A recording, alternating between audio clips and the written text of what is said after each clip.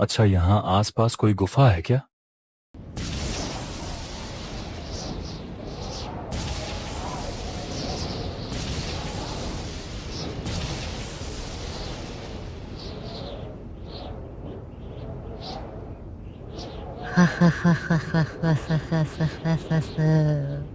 गुफा तो है, लेकिन वह सिर्फ एक गुफा नहीं बल्कि मौत का रास्ता है।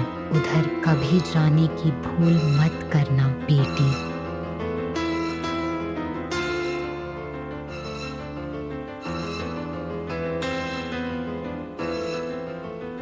बाबा जी, उस गुफा में क्या है? आप मुझे अच्छे से बताएंगे क्या? अगर जानना है तो सुनो।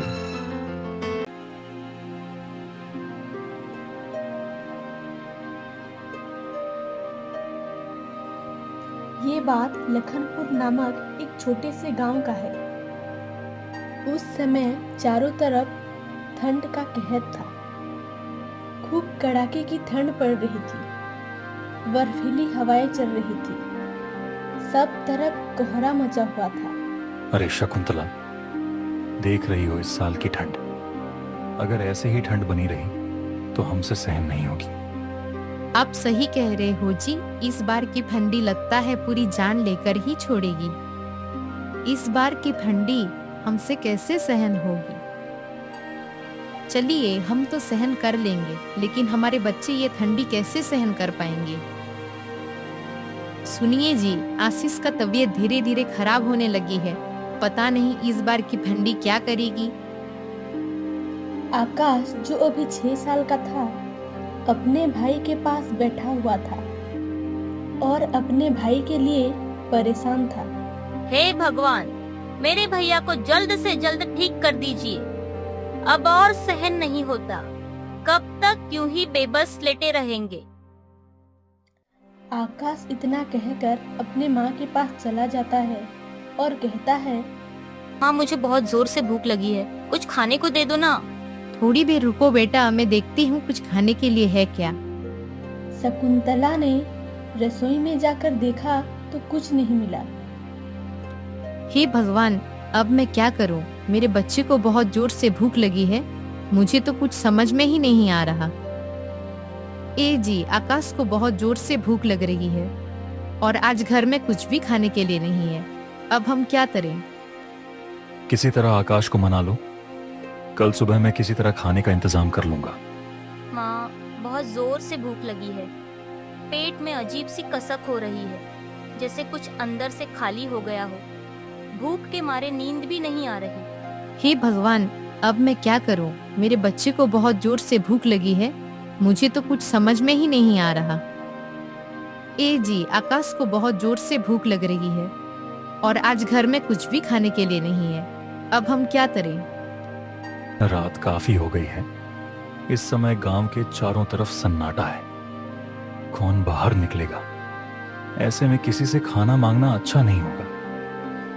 सब सो गए हैं, चलो हम भी सो जाते हैं। कल सुबह किसी तरह व्यवस्था करेंगे। आप सो जाइए, मैं तब तक मेरे बच्चे के पास जाती हूँ, देखती हूँ उसकी तबीयत कैसी है।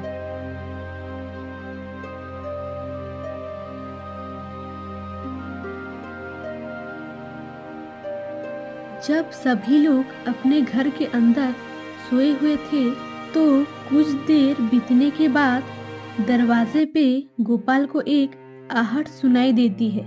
गोपाल दरवाजे के पास जाकर देखता है तो एक अजनबी गोपाल के दरवाजे के पास खड़ा था।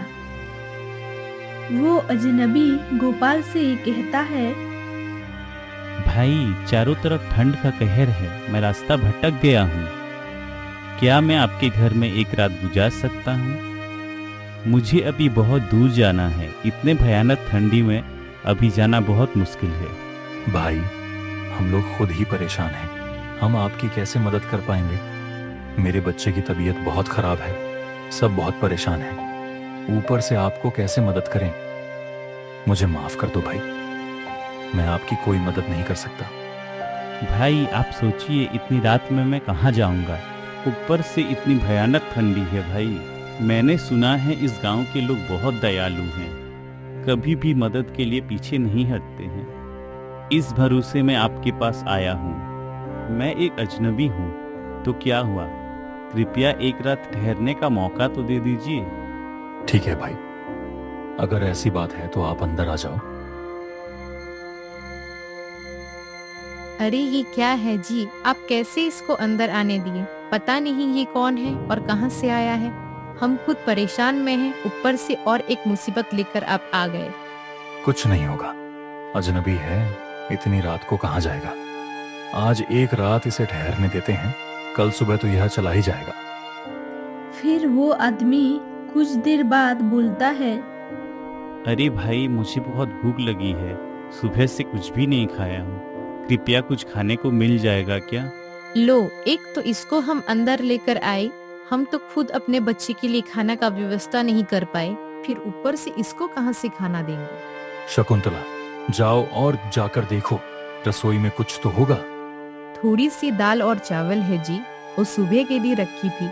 अगर हम इसको दे दिए तो कल हमारे बच्चे क्या खाएंगे? मैं सुबह कुछ ना कुछ बंदोबस्त कर ही लूंगा। तुम जाओ और वह चावल और दाल इसे खाने के लिए दे दो। शकुंतला ने उस आदमी को खाना बनाकर दे दी और वो आदमी चुपचाप खाता रहा और बोला, बहुत बहुत धन्यवाद भाई, तुमने मेरे ऊपर आज बहुत बड़ा एहसान किया है। मैं किसी न किसी तरह आपका ये एहसान जरूर चुकाऊंगा। अब आप ध्यान से सुनिए। इस बस्ती की उत्तर दिशा की ओर जो मंदिर है, उस मंदिर के पीछे एक गुफे में बहुत सारी खजाने छुपी हुई हैं, लेकिन उस गुफे में जाना खतरे से खाली नहीं। वो खजाना बस एक ईमानदार और सच्चाई के मार्ग में चलने वाले को ही मिल सकता है। तुम अगर चाहो तो अपना किस्मत आजमा कर देख सकते हो। पर भाई, तुम मुझे यह सब क्यों बता रहे हो? मैं तुम्हें यह इसलिए बता रहा हूँ क्योंकि तुम सच्चे और ईमानदार आदमी लगते हो। मैं चाहता हूँ कि तुम उन खजानों को वहां से ले आओ और अपनी जिंदगी को थोड़ा बेहतर बना लो। अच्छा, अब मुझे नींद आ रही है।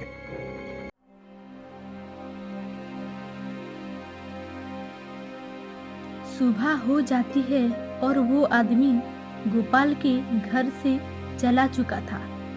शकुंतला, तुम्हें क्या लगता है, क्या वह आदमी सच कह रहा था या सिर्फ हमारे साथ मजाक करके चला गया?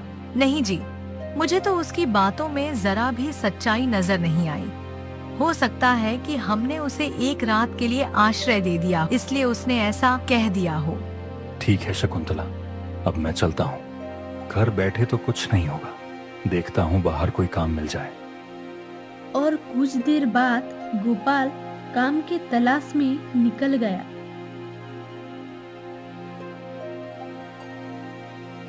कुछ दूर बाद जाके गोपाल देखता है उस गांव का मुखिया कुछ लोगों को काम पर लगा रहा था।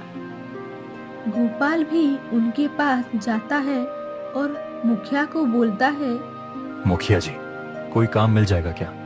मैं बहुत परेशान हूँ, घर में कुछ भी खाने को नहीं है और मेरे बच्चे भी बीमार हैं। कृपया कुछ काम दे दो। नहीं नहीं, मेरे पास कोई काम नहीं है, तू चला जा यहाँ से। कृपा कीजिए मुखिया जी, गरीब पर रहम कीजिए। अरे भाई, मैं बोला ना, यहाँ तेरे लिए कोई काम नहीं है। अरे तेरे घर में परेशानी है, तू समझ और ज्यादा दिमाग मत खा, चल भाग यहाँ से।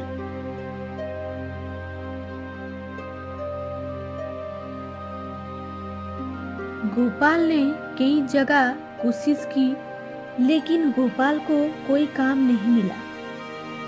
गोपाल चलता रहा, तभी गोपाल एक सुनसान इलाके में पहुंचा।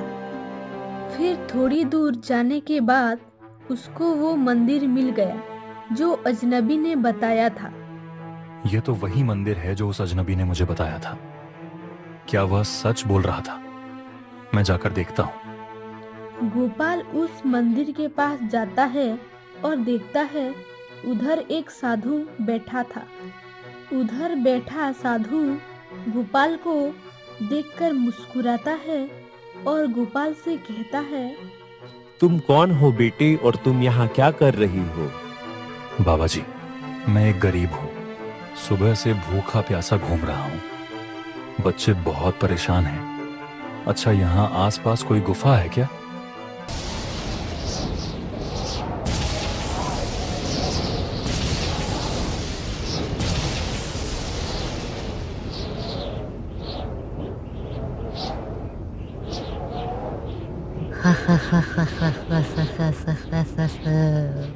गुफा तो है, लेकिन वह सिर्फ एक गुफा नहीं बल्कि मौत का रास्ता है। उधर कभी जाने की भूल मत करना बेटी।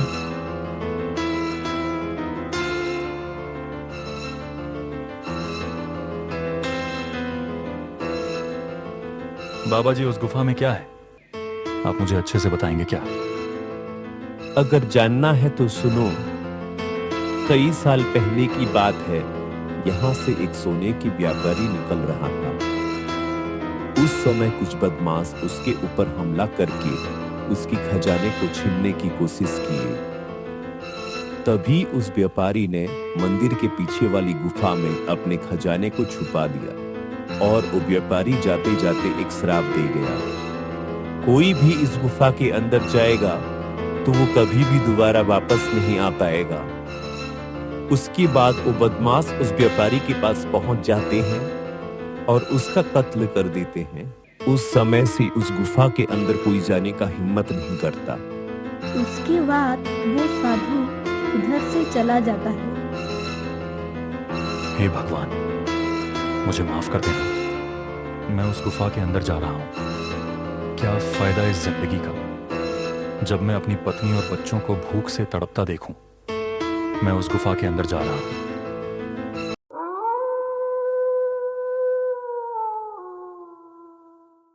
गोपाल उस गुफा के अंदर चला जाता है।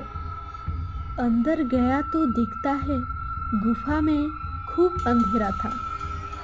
गोपाल किसी तरह साहस जुटाकर आगे बढ़ने लगता है।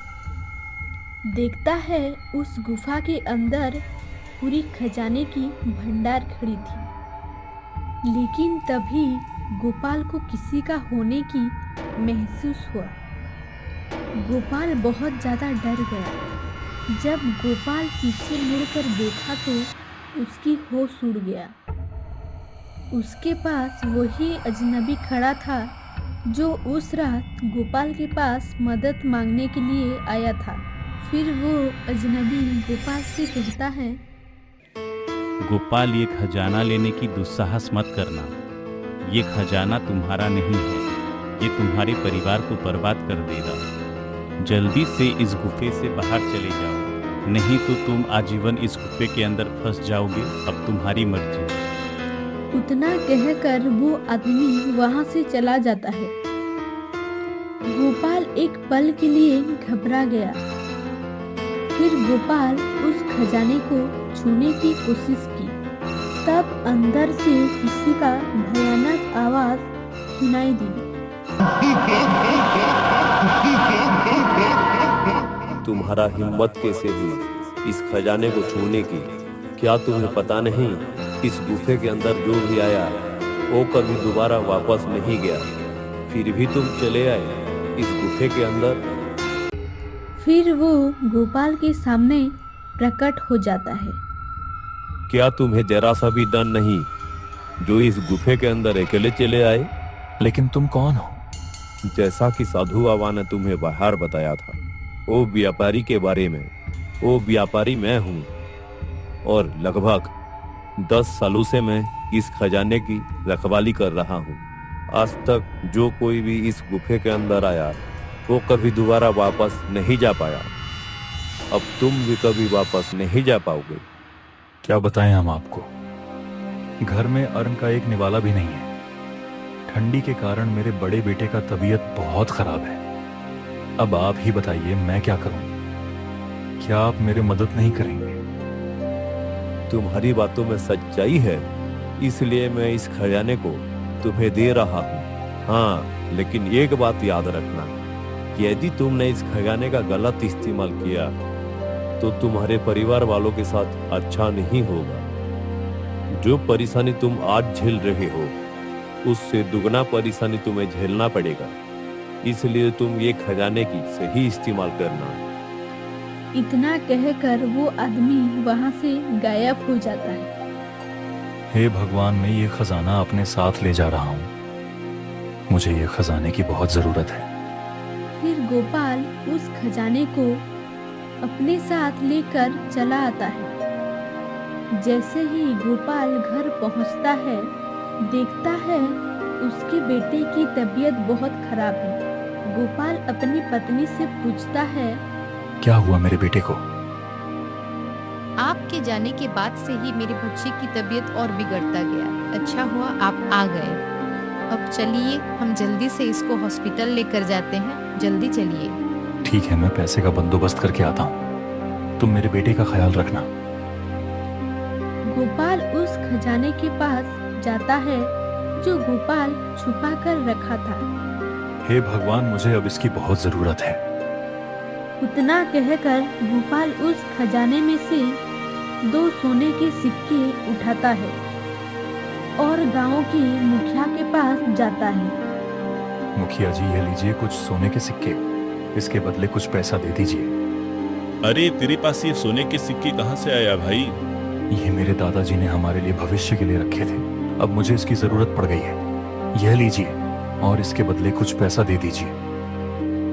गोपाल किसी तरह मुखिया को बातों में घुमाकर पैसे लेकर आता है और सोचता है, अरे वाह, बस 2 सोने के सिक्के का इतना पैसा, तो मेरे पास कितने सारे खजाने हैं।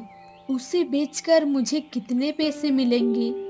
इतना सोचने के बाद गोपाल घर पहुंचता है और अपने बच्चे को लेकर हॉस्पिटल चला जाता है। कुछ ही दिनों बाद गोपाल का बच्चा ठीक हो जाता है।